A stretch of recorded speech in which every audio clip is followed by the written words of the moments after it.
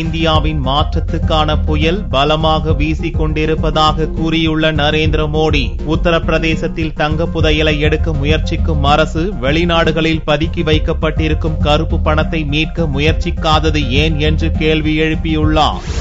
பாரதிய ஜனதா பிரதமர் வேட்பாளராக அறிவிக்கப்பட்டுள்ள குஜராத் முதல்வர் நரேந்திர மோடி பல்வேறு நிகழ்ச்சிகளில் கலந்து கொள்ள வெள்ளியன்று சென்னை வந்தார். மீனம்பாக்கம் விமான நிலையத்தில் திரண்டிருந்த தொண்டர்கள் மத்தியில் மோடி உரையாற்றினார். அண்மையில் ஒடிசா, ஆந்திராவை தாக்கிய ஃபைலின் புயலால் பெரிய பாதிப்பு ஏற்படவில்லை என்று கூறிய மோடி, இந்தியாவில் மாற்றத்துக்கான புயல் வீசிக் கொண்டிருக்கிறது என்றும், காங்கிரஸ் இல்லாத இந்தியா வேண்டுமென்ற அந்த புயல் நாட்டில் பலமாக வீசிக் கொண்டிருப்பதாகவும் கூறினார்.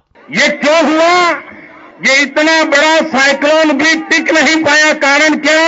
ये साइक्लोन इसलिए नहीं टिक पाया क्योंकि हिंदुस्तान में परिवर्तन का साइक्लोन उठाया है, जो साइक्लोन किसी साइक्लोन को आने नहीं देता है.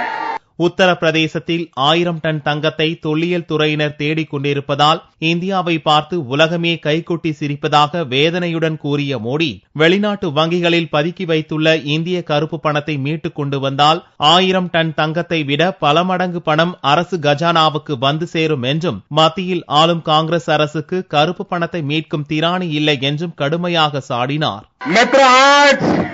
पूरी दुनिया हमारी मजाक उड़ा रही है.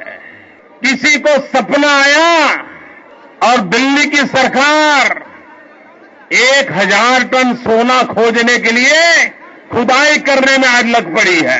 ऐसी बैंकों में चोर लुटेरों ने जो पैसे रखे हैं, वे अगर वापस ले आओगे तो ये सोना खोजने के लिए इस प्रकार से हिंदुस्तान की सरकार, हिंदुस्तान की बेइज्जती सरकार नहीं करवाती.